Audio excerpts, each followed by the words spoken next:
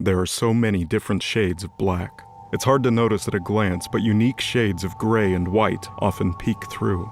It's most clear after having experienced true black, or complete darkness. The kind of darkness not even light can penetrate. It's a kind of darkness most only know through death, and even then they aren't truly aware of how frightening it is. Thanatos knows that kind of darkness, and this isn't it. It's a smog that shrouds almost all within it, but still leaves outlines and shadows visible. It's easy to see Veals slithering along the ground or Ishtar hopping soundlessly. Rhiannon is the eye of this storm, as the surrounding miasma of poison and lightlessness plumes from her headless neck. Every one of them is in position and preparing to strike. Veal's long snake body ends in a scythe that, unfortunately for him, glints as he raises it. He slams it down into the stone beneath him, splitting the earth. Now his fingers go to work. He's digging them into the ground. Chances are he's listening, seeing, and feeling through the earth. A smart tactic for dealing with Ishtar. While her pounces may not be audible, Veals can no doubt feel the vibrations from each jump every time she lands. Then there's Rhiannon. The centaur isn't moving much beyond the light trotting she's doing with her front hooves. The series of vibrations are sure to confuse Veals. So boring. Navon clicks her tongue. Thanatos looks down from the battle before him to see Navon leaning back against the nearest wall, arms crossed and a tilt in her shoulders. The redhead doesn't look like she's making an effort to pay much attention, and Thanatos doesn't blame her. This is a training exercise for Rhiannon, Veals, and Ishtar, not for her. In between groans, eye rolls, and dissatisfied shrugs, Navon takes bites from her rather large bar of chocolate. What? Thanatos decides to make conversation. Not enjoying the show. I mean, kinda. Can't really see much through Rhea's stupid fog. Navon peers up at Thanatos while pulling a small, colorful box from within her ample cleavage. Can I help you? You're awfully attentive, Thany. Something you want to share with me? Come on, spill the beans. You've got map awareness, don't you? Thanatos turns away, and seconds later he feels her tugging on his arm. Gumdrop for your thoughts. Navon holds up a box of candies and shakes it in his face. With a sigh and a shake of his head, Thanatos weighs the pros and cons of sharing with Navon. He does a quick once-over just to make sure nobody else would catch wind of his secrets. Veals, Ishtar, and Rhiannon are busy training. Izanami and Anubis are spectating, as teachers should, and chances are they already have a better grasp of what Thanatos is capable of than he does. Thanatos points out a white butterfly on the ceiling. Audio. Then taps Navon's shoulder and directs her attention to the black smog. He'll make it obvious, but only to her. Just as the thick ebony smoke rolls across in the same circular pattern it's been making for the last hour, Thanatos tilts his hand. This causes a tiny break in the black fog. That's because he changes the color of his black butterfly to a much more noticeable pale gray. Visual. When Navon looks up at him again, her eyes are wide, and a gumdrop rolls out of her gaped mouth. It's like I'm there without any of the risk. He nods, almost smiles even. Dude, you're blowing my mind right now. Like, how long have you been able to do that? Are you more of a spy than an assassin? Oh gosh, I know a spy. Is that okay? Is someone gonna make me disappear for being your friend? Thanatos wants to laugh, but it's always like that when he's with her. It's strange how she can make death itself feel alive. I'm not a spy. Thanatos says while reaching down towards her. And even if I was... There's a palpable difference in the softness of her hands and his that he notices when his fingers brush over hers. I wouldn't let anyone take you away. Carefully, Thanatos takes the box of gumdrops from Navon. He holds the box overhead, attempting to empty the remaining contents into his mouth. All he gets is sugary dust collecting at the center of his tongue. You're good. Navon gets his attention and he sees her flaring out her fingers to show the gumdrops snug between her digits. But not that good. You're more dangerous than you look. A fact Thanatos always has to remind himself of. You've known me for how long and you're just now getting it? Even between eating gumdrops, Navon finds time to continue that sunny little laugh of hers. You're a terrible spy. Really? Thanatos looks back to the battle. You seemed so impressed a moment ago. Navon pulls out a new bar of chocolate and starts tearing into its wrapper. It's a great utility, don't get me wrong. but I'm curious how you kill with it. Navon takes a bite. You know how it is for us psychopomps. Once someone figures out how we kill, they know pretty much everything about us. Sure, as a unit, we should have some knowledge of each other's abilities. But at the same time, this can be a cutthroat business, and letting our techniques get out can be a big liability. Especially if someone wants to start thinning out the competition. That's either the Reaper or Azrael talking now. Their influence clear as day whenever she talks about death and murder. There are times she holds on, times she still understands the benefit of fearing death. But there are also the times when she loses control, and she seeks it out as though for sustenance. Try as he might, Thanatos can't be mad at her because he's the same way. Death shouldn't call to him. It shouldn't be alluring, but it is, and that's why he's here. You aren't very subtle. I know how you kill. Everyone does. It's like the Reaper. Obvious, simple. We're like Grim Reapers, right? So I use a scythe, big deal. The Reaper is so confident in her ability that she doesn't hide it. So, I don't either. That, and... There's a long, purposeful pause like she's trying to make Thanatos wait. He takes the bait and she lures him in. He knows it and he's sure she knows it too. And... She prods his neck with her index finger, catching him off guard. If that were her scythe, he'd be dead. Navon grins. I don't like keeping secrets from my friends. Thanatos grasps his throat and exhales. Can't keep secrets from you for long. You know death intimately, yeah? You can read a kill from miles away. If I killed someone, you'd know it was me, and you'd know how I did it. Death rarely surprises me. I can smell it, but not like you would. Not through rotting flesh or stale blood. I can taste it on my skin. It somehow gets inside of me and I just know. Navon looks him right in the eyes. So yeah, I know how you did it. But more importantly, I know why. So it's a good thing he didn't plan to kill Azrael himself. There's a smile brewing, but just for good measure, Thanatos forces a hand into his pocket. In a hurried, tightened grip, he crushes one of his butterflies, sending out an invisible pulse that only he and a few others would recognize. Just to be sure, Thanatos looks up. Even though it's just a small illusion, he needs to know who he's affected. Just as he thought, Izanami's still watching the battle, but Anubis looks over. That's fine. The illusion isn't supposed to do much but cover the crazed smirk growing on his face and the deep rumbling laughter in the pit of his stomach. To Navon, he should look calm, but to Anubis or Izanami, he probably looks like a maniac. Navon's powers don't just end at identifying death, she predicts it. She's protected herself and others from death on the battlefield time and time again. How could Thanatos not desire such a thing? That's why he has to get rid of Azrael. Azrael is a liability for someone as special as Navon. You know who he is, don't you? Thanatos shouted as he stepped into the Reaper's private chambers. He knew he shouldn't have raised his voice, but the mere thought of the man made his ichor boil. He gritted his teeth and almost spat as he spoke. Azrael has ties to... Careful what you say out loud. All it took was the Reaper's voice and Thanatos stopped. Be wary of the walls. Your butterflies aren't the only trick that let one hear beyond their ears. Her dead eyes crept up until they locked with his and Thanatos felt a chill. The Reaper sat across from him upon a throne fashioned from bones and blades. Just the top of skulls made up her armrests, with several rib cages forming the back of the seat that supported her thin, ghastly form. I'm well aware of his previous affiliations. Skeletal hands slid up silently, pale, bony fingers interlocked in front of her. The edges of her mouth tightened in what passed as a smirk for her. I allowed him to join in spite of this. He'll be of use to me. That should suffice for you, should it not? Tendonless joints flexed and she waved a few pale fingers carelessly. Unless this isn't about his affiliations, and is about something far more petty than you would have me believe. Thanatos lowered his head. But what if he leaks information? What if this is part of their plan to find us? Some may have thrown their lives for this, but what of Anubis and others who live double lives?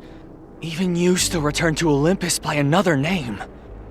This is a dangerous game, and I don't think it's worth the risk. Especially now that we have an asset like Navan.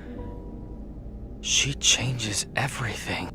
He looked back up to meet her gaze. She tilted her head, pale alabaster hair swaying across her forehead as she stared at him. You still have much to learn, Thanatos. There was something Thanatos heard in her voice. Amusement? So you're just giving her to him? Is this your move? Will this stop the hunter? Give her to him. I assumed you held a higher opinion of my daughter. Perhaps you're jealous. Of course not! Thanatos hissed back only to regret the decision moments later. He's not one of us. He shouldn't be trusted. Especially not with Navan. Shh. Once you come out of the illusion you've casted on yourself, you'll understand. The psychopomps mustn't become the kind of beast that feeds on itself. For the continued existence of the psychopomps and the ensured happiness of Navan, Azriel must die. Thanatos did promise to spend the day with Navan, but he should still make sure everything goes according to plan. It's time he checked to see if the hunter finished hunting his prey. Thanatos runs a hand along the left side of his head, opposite the side Navan is on. He touches the edge of his eye and his vision shifts. No longer does Thanatos watch Navan or the battle before him. Instead, he sees what a butterfly on Midgard sees, and that's a battle between Azriel and the hunter. He's set up numerous butterflies, giving him optimal view for all the carnage. There's no way Azriel's getting away, but in the case that something does go wrong, Thanatos will have collected more than enough intel on how Azriel fights. Azriel and Zad stand across from each other, and there's another person, a woman, between them. Thanatos hasn't any idea who the dark-haired woman is, but if she knows what's good for her, she'll steer clear of what's coming. The hunter wears this manic little grin that spreads his lips tight and thin, the dying amber of the setting sun glinting off of his sunglasses. He does a pleased little half-step as he bounces from foot to foot. A cold glare hardens Azriel's features. His stance is firmly planted, and Thanatos can't help but feel his stomach do an angry flip at Azriel's lack of fear, as if he has some sort of chance at surviving this fight. The woman holds up her arms and points a white pistol at Zad, while another materializes in the hand aimed at Azriel. Have I ever told you about the time the Archangels arrested me, Azzy? Zad's voice is as annoying here as it is in person. We never talked much, Azriel whispers as black overtakes his sclera and his pupils shine red. A cheap intimidation tactic that's useless here, but the moron can't bring himself to drop the habit even now. So, Big Mike himself comes down, flaming sword and all, and catches me with my pants down and palms red. Zad moves forward as he speaks. Every step seems to shake Thanatos' vision, as though the surrounding area roars. Steady, Zad. The woman says, finger flexed around her gun's trigger. Azriel takes a step. Again, finger tight on the trigger. She could shoot at any moment. Don't move. She hisses, glancing between them. Either of you. Smiling, Zad raises both hands and shrugs. As soon as she eyes Zad, a red glint rockets at her, carving up the ground on the way towards the hunter. She rolls, avoiding the attack that seems to strike Zad's head. Zad hops back. His signature shades fall from his nose in pieces. With his thumb, Zad wipes a drop of ichor from between his eyes. The woman shoots at Azriel, but all her shots do is kick up some dust in front of him. Stand down. Both pistols are trained on Azriel. I'm not missing again. same. Azriel starts forward. So out of my way. He shoulder checks her as he rushes by, spinning her. She gets her footing and opens fire, but Azriel throws up an arm and a red riot shield forms in his grip to stop the bullets. Just as Azriel reaches him, Zad places a hand over his own eyes. Even though he can't see, Zad leaps away as the earth beneath him ruptures for a large red stalagmite. Zad pulls his hand away, revealing he's wearing a new pair of sunglasses. I was being brought in for the murder of 16 angels, Zad says while flipping back towards the nearest building. When Zad's feet touch the concrete, it gives and his legs snap together, snared by something Thanatos can't make out. Azriel whips his arm and Zad goes flying through the nearest building. As the building collapses, all matter of debris falls and Thanatos' butterfly can't escape, so he has to see through another, giving him a different angle on the fight. Once he's regained vision, he finds the woman charging Azriel. She fires twice more as she closes in on him, then jumps, kicking off his shield to flip over him. While airborne, she takes several more shots that Azrael, as preoccupied as he is, can't stop. Each bullet that hits him explodes into an array of gold lights that outline his form. Azrael grits his teeth and falls to his knees. Azrael looks up to find himself staring down the barrel of a gun. Could you not make this any harder? Could you not be a dipshit? Azrael flies forward, arm first, towards another building. The woman sighs, shakes her head, and jogs after him. Thanatos' butterflies take chase. Azrael crashes into the structure and carves through concrete and glass as he's pulled to the roof where Zad waits. Zad hoists Azrael up by a handful of thread connected to the psychopomp's fingers. The wires glint as Azrael rotates in Zad's grip. I stood trial, almost ended up serving an eternity in the wrath circle of hell, along with other things. Why? Why are you still telling this story? Luckily for me, I had friends in high places that could search out the truth in the nightmares of liars. A golden sphere covered in runes lands onto the roof and bumps Zad's foot. Zad and Azrael both peek over and watch as the woman runs away from the building. They glance to one another. Thank God. Azrael whispers just as the sphere detonates, flashes gold, and discharges a fiery explosion. Azrael, Zad, the majority of the building, and another of Thanatos' butterflies disappear in the flames. Thanatos takes over a butterfly beneath the wreckage where Azrael shifts around to free himself. As soon as Azrael pushes a large slab of rubble off of himself, he's faced with a slobbering maw of sharpened yellowish teeth surrounded by shadowy flesh.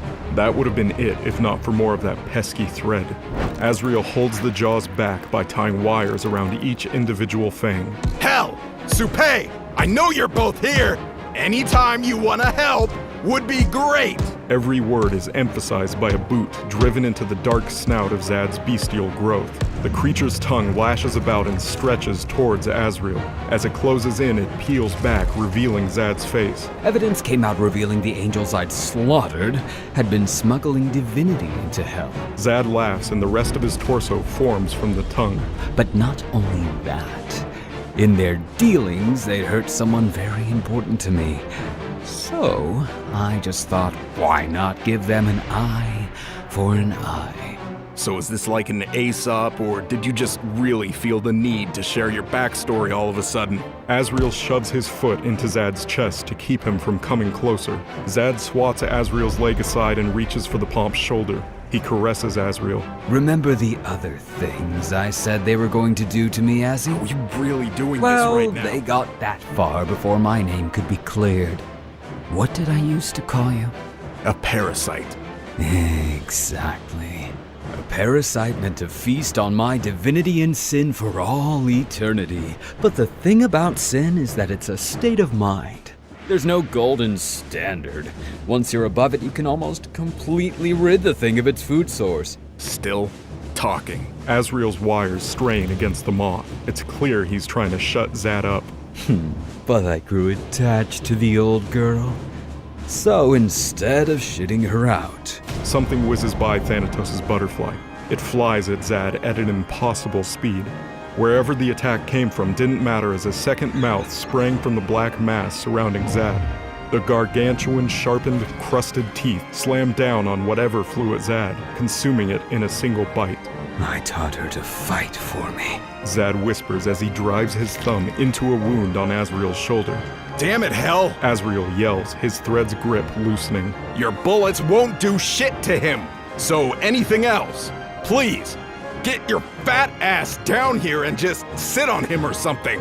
Hell's still there, helping Azrael. Idiot, why? Why didn't she get out of there the moment the hunter showed up? Thanatos didn't want to believe she was as stupid as Azrael. Do those morons really think that together they could take down Zad the hunter? A dark, toothy ooze runs down from Zad's back to his arm and onto Azrael.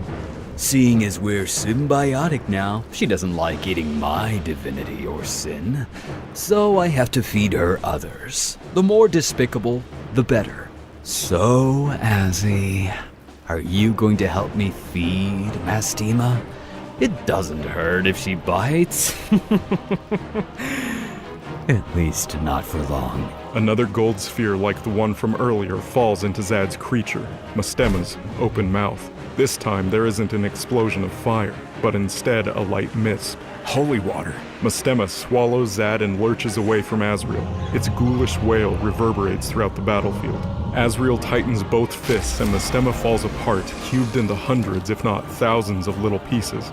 Damn it, damn it, damn it. Fuck no, there's no fucking way. Azrael jumps up and gets far away from what's left of Mastema. He summons his scythe and slices open a gate to Death's domain.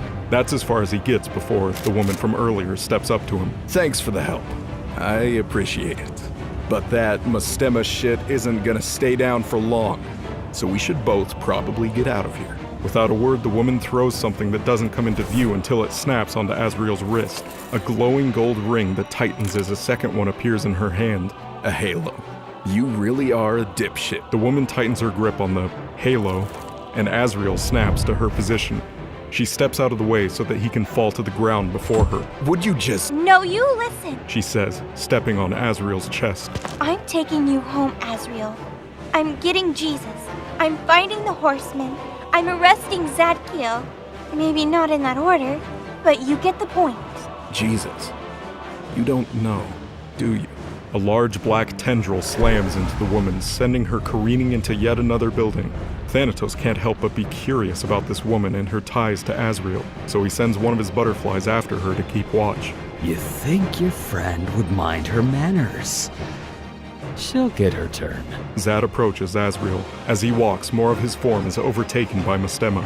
First, the creature spreads from his shoulder to his chest and over his back. Eventually, it becomes what almost looks like a second head behind Zad's, with 4 large teeth working to form jaws around Zad's face.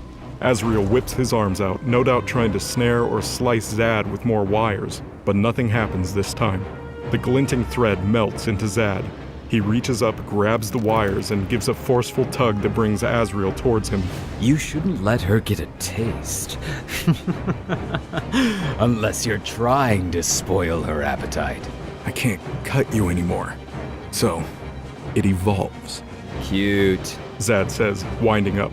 He swings his fist towards Azrael. Mid-launch, his hand peels back into a series of fanged tendrils. Just as the appendages are about to wrap around Azrael's head, the woman squeezes the halo, causing the ring around Azrael's wrist to glow. The next instant, he's flying to her position. Azrael crashes through a wall and skids to a stop at the woman's feet. I'm not saying thanks this time. Is it true? The woman asks, lowering her guns. We did that to one of our own? Did the archangels really put that monster inside of Zadkiel? What? This news to you? Azrael flares out his fingers, wires glinting as they stretch throughout the vacant room. The higher-ups did crazy shit like that all the time. So as much as I hate him, given what I know, his story checks out. Makes me wonder if that thing destroyed his mind. No. She shakes her head. Don't worry. I'm sure your Prince Charming had nothing to do with this. Jesus would have never approved of some of the things they had us do. But that's the job. The archangels maintain peace and order at all cost. He's been toying with us this entire time. You think? A retiree and a rookie can't bring down the Force's second best guy. Hence why I tried to bail. You aren't a retiree. They fired you. Dishonorably discharged. Fired. So about Zad. Azrael eyes the room. Seeing as you're committed to seeing this through to its painful end, how's about you actually help me? The only reason Zad hasn't crashed in here yet is to psych us out. So let's have something waiting for him. Help you? She points her guns at Azrael. I'm here to take you in too, you know? Dipshit, you've already got me. Azrael holds up his wrist, showing off the halo. You can book me once Zad is taken care of. Now for the love of God, drop that dumbass disguise and fight for real. I'm undercover. Your friends are unconscious. Azrael says as some of his wires leak outside the building. I know. Yeah, Azrael nods, pointing to his chest. I did that. The woman exhales and shakes her head. A large golden circle appears on the ground beneath her. Spinning within the circle is a series of runes that are angelic in nature. The runes crawl from the center of the circle up the woman's legs. Soon the runes overtake her form until she's completely shrouded in gold. A bit flashy. Azrael says, lowering his stance. Cracks form over the golden woman's body, then like yolk from an egg, she spills forth. Her black hair turned white and tattered clothes became new. A white outfit adorned with the sigil of a magenta cross over her chest. Golden armor accentuated her curves and large wings sprouted from her back. Lastly, the emerald hue of her eyes shimmered into a brighter royal blue.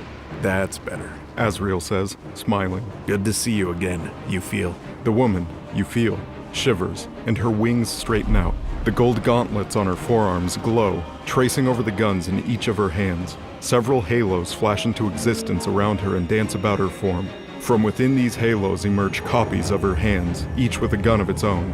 From another butterfly, Thanatos sees Zad trudging towards the buildings. He's tanking a number of different bullets, all of which must be coming from Hell's Perch. They do little more than slow Zad's progression towards his true target. Zad steps on one of Asriel's wires. Asriel looks down at his hand. There's a slight tugging at the flesh of his pinky finger. All right, he's on us. Look alive. No more stalling. How many holy fire bullets do you have left? Holy fire bullets? There's no way they sent you to Midgard during the apocalypse without any. What? Really? It's probably our best bet at stopping Mystema. Oh man, if I had something like that under my sleeve, I'd totally use it. But I don't. Euphiel shrugs. I'm gonna be bait. I'm serious. Don't play with me. Use that damn bullet or I will die. Sorry, Chief. Euphiel says, flapping her wings and going airborne. What if I could? All I've got are these blessed bullets. They work just fine on demons, so we should be all good. I swear to God. Don't do that. It's a sin. Euphiel flies through a hole in the ceiling above them. Bitch! At last, Zad enters the building through the opening Asriel made earlier. He lowers his shades to wink at Asriel and blow a kiss. Asriel scowls. Zad takes a step, tripping a wire. Asriel clenches his fist and every thread he pinned throughout the room pools in on Zad. The web of wires acts like a sea of blades that fills the room, killing another of Thanatos' butterflies. Another butterfly travels to the location in time to see the massive wires form a red cocoon around Zad. A bang shakes the cocoon from the inside and shifts Asriel's footing. Whoa, now! A black fanged arm punches through the cocoon. Asriel grits his teeth and whips his arms up. Wires pour from his fingers and snake around the trap, reinforcing it and closing Zad's arm back in. Dark ooze drips from the bottom of the cocoon, forming the beginnings of Zad's head. Zad's mouth forms to say, You sneaky bastard! Asriel throws his arms up and hoists the cocoon up onto the next floor. Thanatos' butterfly follows. On the next floor are dozens of those golden orbs from earlier. The wires unravel, allowing Zad to leak out onto the orbs. Each orb detonates one after another like a series of bells or a church choir. There's a mix of the holy water and the golden flames from before. Once more, Thanatos' butterfly dies, forcing him to hijack the vision of the next nearest one. The smoke clears and Asriel dives from the collapsing building. When Asriel turns, something dark snags his throat. The psychopomp wheezes as he's lifted up off of his feet by a tendril leading back to the wreckage. Assessing the situation, Zad says as he forms from underneath the debris. Using your environment to your advantage. Zad pulls Asriel close enough to breathe on him. Wrath. If you're gonna keep talking, just kill me. That's the spirit. Zad's free arm pulsates, flexes, and becomes a large mouth that rockets over and bites off Asriel's head. Thanatos doesn't get the chance to celebrate. Asriel's body breaks down into a mesh of wires that lash around Zad's arm and torso, anchoring him to the ground. Another Asriel pops up from behind Zad, scythe in hand. Asriel slams the blade through the side of Zad's head, dislodging his eyeballs and destroying his sunglasses. Again, Asriel smirks. I guess you haven't adapted to that yet. What's left of Zad's mouth twists into a grin as both of his eyeballs roll back to look at Asriel. Zad moves for Asriel, Mystema overtaking the scythe, corroding it. Asriel hops back, but a tendril grabs his leg. Judging from Asriel's grimace, this body isn't a double. The halo on Asriel's wrist glows. His wrist snaps upwards at Zad. Gold overtakes Asriel's hand. A feminine hand holding a white gun replaces Asriel's. Zad's head explodes. Again. Asriel stares down at Euphiel's hand. His body flies upwards, where he's caught midair by Euphil herself. Whoa, have these always been able to do this? Asriel asks, still mesmerized by her hand. You know how Wrath is. He keeps busy. The two land from what they must think is a safe distance from Zad. Euphil's hand vanishes from over Asriel's, leaving him flexing and studying his own fingers. Both turn to watch Zad's head reform, sunglasses and all. He rolls his neck and exhales. Cunning and unpredictability. That's Gabe. Zad shouts, throwing out his arms. Large globs of mystema creep onto his palms, forming two large spires of blackness. Zad thrusts his arms forward and a steady stream of fanged tendrils rocket from his hands. Asriel and Euphil eye one another. Asriel steps forward, arms out and fingers twitching. Euphil hops back, her floating halos flying forward. A large wall of wires erects before them with Euphil's halos woven into it. The tendrils crash against Asriel's walls while Euphil is still able to see and shoot at Zad via her halos. Thanatos sends his butterfly over the wall to keep better track of the two. There he finds Euphil watching through one halo in her line of sight while shooting into two floating before her guns. Asriel stares at her. Euphil glances over. Asriel glares. I'm mad at you. What? Why? Don't play coy. You're banging Cain. I take that personally. Oh my gosh. It's not like that. Euphil slams both her guns together, locking them into one another, forming a shotgun. She summons another pistol while lining her bigger gun up with a halo portal. She shoots and a large explosion sounds from the other side of the wall. Rocks rain down onto Asriel. Besides, you tried killing me earlier. Well, that wasn't personal. Euphil rolls her eyes, then looks back to her visual halo. Her eyes widen and her face pales. Asriel, duck! The wire wall before them shatters as Zad's arms rip through it and plow through Asriel's chest. Euphil's attention snaps to Asriel, who falls to a knee but manages to grab onto Zad's arm. Asriel gives Euphil a look before loosening his grip. The wall of wires fall, revealing Zad standing a step away from them. Fangs sprout from the arm piercing Asriel. He screams in pain as said teeth saw through the growing hole in his chest. Euphil trains her pistol, shotgun, and floating revolvers on Zad. Don't do it, Zadkiel. He's one of us. You're one of us. We're the Archangels. We're supposed to protect people. This isn't what we do. Grinning, Zad looks to Euphil. His lips part, but he doesn't say anything. Asriel drives a fist into Zad's chin, knocking his shades off. Tears form in the corner of Zad's bloodshot eyes. Zad grabs a hold of Asriel's hand and squeezes it until each finger snaps. No more wire tricks. Without looking, Zad flexes his arm and several black spikes erupt from Asriel's body. One from his throat, two out his back, and another from his side. A hefty amount of ichor spurts over Asriel's lips. Asriel's grip on Zad's arm loosens and both arms fall to his side. Screaming, Euphil closes her eyes and spreads her wings. A golden circle of runes flares out beneath her. The magical symbol grew so large that it encompassed Zad and Asriel as well. A pillar of light rockets up from the circle, piercing the sky and parting the clouds. Halos flash into existence throughout the area, surrounding them from every angle. From each halo comes up an arsenal of firearms, revolvers to grenade launchers, crossbows to rifles, and so many more. All these holy weapons aim for Zad. Tears stream down Euphil's face and she forces her eyes shut as she pulls the trigger, causing every firearm to go off at the same time.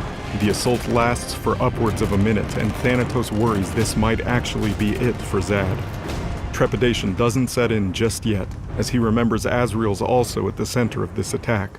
It didn't matter who did it so long as Asriel died. Zad dying as well would be a bonus.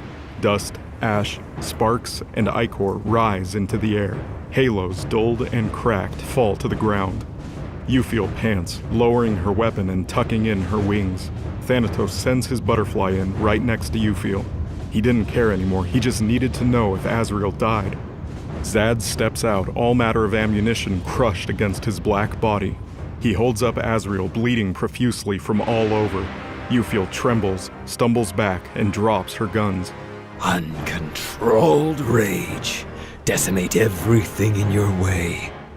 There's Mike. Zad approaches Euphil. She steps back, and he stops. What's wrong, kiddo? Zad raises his free hand. What are you trembling for? Oh, that's right. Confidence and fearlessness even when faced with your mortality. That's what I would have taught you. Zad turns away from Euphil. Get out of here. Come on now, hop to it. Euphil doesn't do as told and stands right there. With a swift swing of his arm, Zad tosses Azriel onto the ground. Sighing, Zad nudges Azriel with his foot. Go on. I want to tell her you died running. Zad exhales and looks over his shoulder where Euphil aims her gun at him again. Wasn't it obvious that Mastema would have evolved beyond any holy firearm at this point? Shaking his head, Zad turns his arm into a spike and points it at Euphil. The ground shakes as a gargantuan force stomps down behind Zad. He turns and looks up, only to have his entire head grabbed by Hell. This dumb bitch. A loud roar of laughter blossoms from Zad. Black spikes erupt from Zad's head and puncture Hell's hand.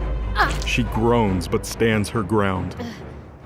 Zad's arm transmutes into the mouth of Mastema and flies at Hell. Before it can bite down on Hell, something wraps around it, pulling it to the ground. Wires. Hey, asshole! Take both my hands next time! A white glow surrounds Hell. The faint energy runs from her body over Zad's. Any part of him the white touches folds in as though being crushed by some massive weight. Despite this, Zad chuckles. Bits of Mastema shoot from Zad's chest and splash onto Hell's torso. Hell shouts as smoke rises from her midsection, corroding her armor. A large growth forms on Zad's back. A second body peels away from the one Hell's holding onto. They'll fail. Zad's going to kill every one of them. There's a click. Thanatos doesn't think much of it. Then the bang. It won't make a difference. A bullet flies from the chamber of Euphil's gun and strikes Zad's back. It shouldn't pierce him, but it does. Zad tenses up and a soft gasp escapes him. A white ember grows from the bullet's entry point. Mastema grows over it, but the flames don't recede. The spark grows, soon becoming a white fire that overtakes all of Zad's body before encroaching onto the second. Azriel flares out his fingers, his wires letting go of Zad. He clenches his fist and those same wires constrict around Hell. Yelling, Azriel swings his arm and pulls the Jotun away from Zad as he disintegrates. There's nothing of him left. No ichor, not even ashes. Just a faint light that resonates there before fading away seconds later. They'd done it. They'd killed the hunter. Holy fire, Azriel says, rolling onto his back. Thought you didn't have any. Not even a thank you. Euphil whispers, wiping her tears. That's so like you. It was the only way. We both know it. You made the right call, Euphil. Did I? Yeah, and you'll make the right call again. Azriel says, raising his wrist. Let me go. No, don't let him go, Euphil. Take him away, please. Azriel, don't. Euphil sighs, lips tight. Using her sniper rifle's scythe, Hell carves open a portal. You can have him. Hey, come on. I'm dying here. I can't contain this sadness. I might actually cry. I'll arrest both of you. Euphil glares at Hell. Psychopomp activity is illegal. Euphil. Azriel coughs, then wipes some red from his lips. Where would you take me? You've got no way off Midgard. Are you just gonna hold me up in some room until reinforcements come? You're smarter than this. Euphil holds up a halo, the one that matches with Azriel's. One squeeze and he'll come to her no matter what.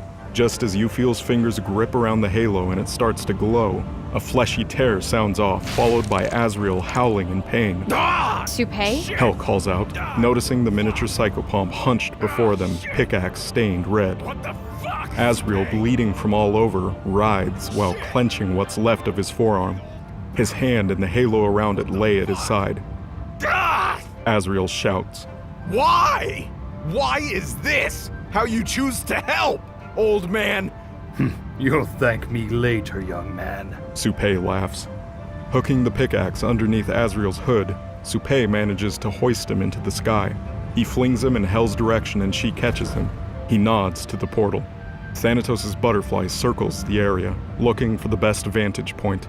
As soon as Hel steps towards freedom, Euphiel raises her gun, affixing her aim on the giant. Freeze! Euphiel calls out, but Supay steps up, prompting Hel to leave through the portal with Azrael. I suppose I'll mosey along then. Supay says, turning away. No! I can't let any of you get away! I'm going through that portal and arresting the psychopomps. Those are mighty aspirations, young lady. Supay looks back, sighing. Well then, let me just ask, got any more of those? Supay nudges in the direction of where Zad once was. Euphiel says nothing, dropping her gun. Well, it was nice meeting you. Thanks for all your help back there. Because of you, I didn't have to intervene. If I had, the hunter would no doubt still be alive, and would have evolved to resist my scythe and anything us psychopomps could throw at him. For that, I'll call off the hit on your boyfriend. Have a pleasant evening. Halfway through his waddle over to the portal, Supay stops. He turns, eyeing the butterfly. He plucks it right out of the air and stares down at it. Hope you enjoyed the show. I'm sure we've both learned a lot about our newest recruit, yes? With that said, Supay crushes Thanatos' last butterfly, severing his connection to Midgard. Everything seemed to align so perfectly. Azrael had been heavily injured in his fight with Cain when Zad arrived. Zad had the ability to evolve beyond the kind of damage Azrael could deal. He'd been shot, stabbed, cut, and had his bones broken several times over, yet he survived, as though God himself willed it so. Was this what it meant to face an archangel? Even the dregs of that organization were so formidable that Thanatos, a deity himself, couldn't believe such an outcome was possible. He should feel cold, angry, or even sad. But something about this was painfully hilarious to him.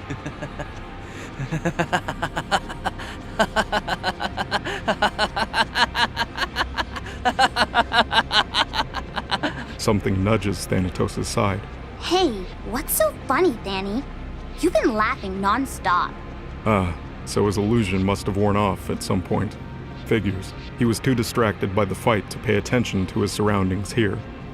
Sighing, smiling, and shrugging his shoulders, Thanatos looks down at Navon. It's you. He says, running a thumb along the corner of her lips. After glancing at his finger, he shows it to her. It's covered in chocolate. You're such a pig. It's so funny, I can't help myself. Navon tilts her head as though confused, but ends up smiling and even laughing along with him. Her cheeks flush and Thanatos knows it's because she's happy to see him this way. No matter the reason, Navon just loves when he smiles. So he'll keep laughing and smiling this way up until Azrael returns. Up until his little illusion has to end. Yeah.